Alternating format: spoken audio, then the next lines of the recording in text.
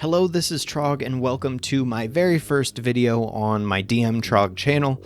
This channel is where I'll be posting some tabletop RPG stuff for D&D mainly, but who knows what I'll play in the future or make. I am the DM for an online game on Roll20 with some online friends that I made, so these are the maps that I'm making. And I'm using Dungeon Painter Studio to make this map, in case you're wondering. But in this video, I will explain what this dungeon is, or what this map is, and then I will explain my process, and after that, I'll tell you how it went with the players, because they've already played this.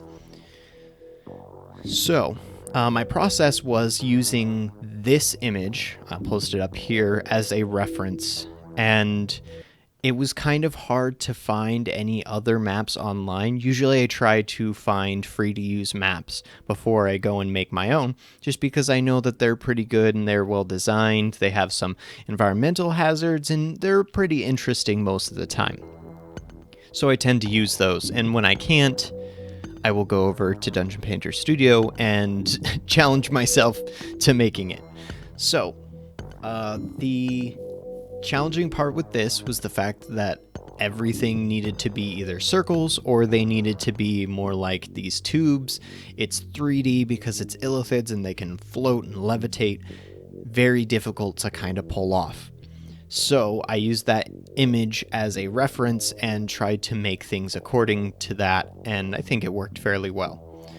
The background of this nest is Vox is the name of a Illithid, and this Illithid left to go make its own nest, and when he came here, he made his nest. There was starting to get some progress done, and he was mainly into growing intelligence and expanding knowledge of the surface, because he thought that some of the knowledge from the empire of the Illithid was up on the surface. So that's mainly what he's been doing. He's been trying to figure out and get that knowledge back on how to create the empire once again and not hide underground.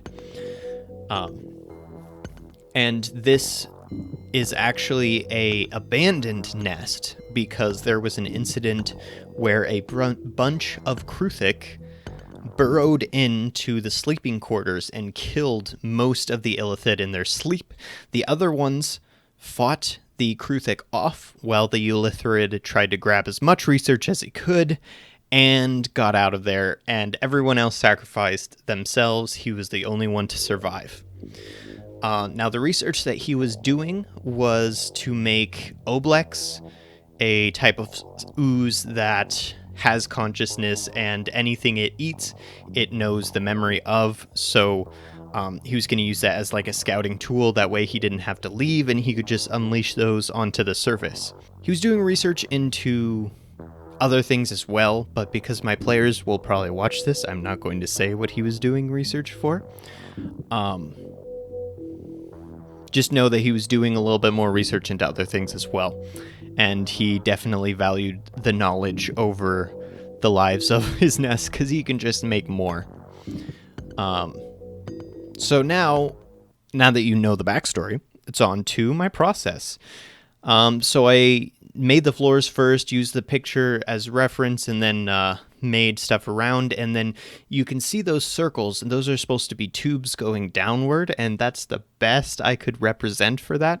There might be a better way to do it, but that's the only way that I knew how to.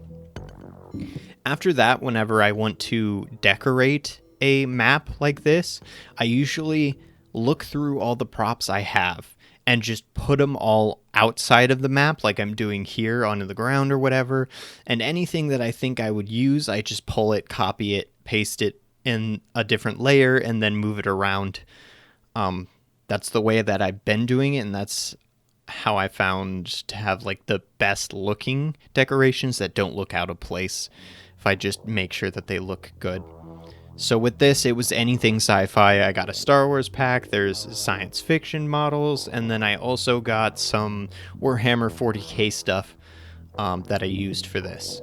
And I also took the rooms. Like I labeled what room was going to do what, why those rooms were there, and then I decorated accordingly, and then I made the description on what was there and potentially what items would be there. So for example, this brain lab here, I knew there was going to be a whole bunch of like petrified brains or whatever that they were experimenting with and that don't rot, so they put them on the table. But I only based this off of the props that that I had there. So that was kind of what inspired me to do that. And I think playing online and being more visually based helps in that aspect for me as a DM, but it also subtracts a little bit, I think, from the descriptions I use, and that's something I need to get better at. So now for what happened with my players.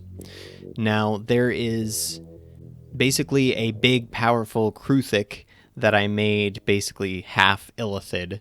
It had some interesting mechanics where, like, Kruthics have spike attacks, and I made it so that it was a psionic spike, and its layer effect was that any spike shot, this Illithic, this combination Kruthic Illithid, would be able to psychically change the direction and turn those into magic missiles, so they auto-hit. And that posed a lot of danger to the players, and they immediately started attacking the thing that they knew was causing it.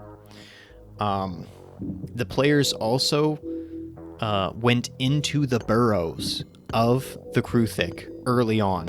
So there's some burrows that you'll see later on the outside of the map that the players, or one of the players, went in and Spirit Guardianed it up and killed all of them. So that was kind of the reinforcements. Those were the people that were supposed to come in like another like 2 or 3 turns into the fight and pose a bigger threat. But that didn't happen because they killed them immediately. Sometimes my players stumble into these things and they don't even mean to. But that is how that kind of played out. It was supposed to be a fairly deadly encounter, and it would have been, but my players usually are really good and they play things fairly smart. Maybe I'm not the best at challenging them yet, and I think that's something that I need to improve upon, but either way, my players seem to enjoy it a lot. So they went in and explored and discovered the things that they were supposed to. Also, this pool here of like this goo, this scrying goo I found, whatever, I decided, you know what, that's actually going to be a thing. So it was like a psychic scrying goo where when you walked in, the eyes looked at you and probed your mind for who you wanted to see. So one of my players went up there, they saw their parents, and they're like, oh, this is cool. Let's look at the bad guy. So they got to scry on the bad guy without actually using a scry spell slot, which I don't think anyone actually has scrying in this party. So also, I tried to make the terrain a little more interesting inside the main area, and I don't think I did that very well. So if anyone in the comments wants to give me some tips on to how to terrain things, texture it better, make it more interesting, like and you know Dungeon Painter Studio or something else, please let me know. And here was my process for the tunnels themselves. So the tunnels, I wanted the cave texture that I had been using for a base, so I changed that all to black, and then I changed all of this to black so that I had a cave thing to work with, and then I hand drew where I wanted the cave to be, so like kind of rough estimate there. And then from there, there's a pack of art that I use that are like cave walls. And I try to line that up with what I drew as best as I can. And if it doesn't fit, then that's fine. I draw more dirt underneath of it. So like, I think there's a part here where that happens. Yeah, it doesn't quite fit, so I have to move it around and then add a little bit more dirt. That just makes things a little bit more interesting, I think. Because I draw fairly straight or fairly just a little squiggle, not too interesting. But then this adds quite a bit more of interesting texture to it. So I like that. And then after that, I drew the little burrows like I talked about. So that was the burrow that one of the players went into, and that had a lot of Kruthic in it, and they just demolished all of those. So that was pretty awesome. yeah, that is this map. If you have any suggestions on what you want to see from this channel, I think I'm going to be doing some stories. I'm not going to live stream these games, but I will do some like after the fact stories on what happened maybe. I don't know. You let me know on what you want to see. I wanted to make some D&D content because it's a big part of what I'm doing now. So, I don't know. Let me know. And thanks for watching, and I'll see you in the next video.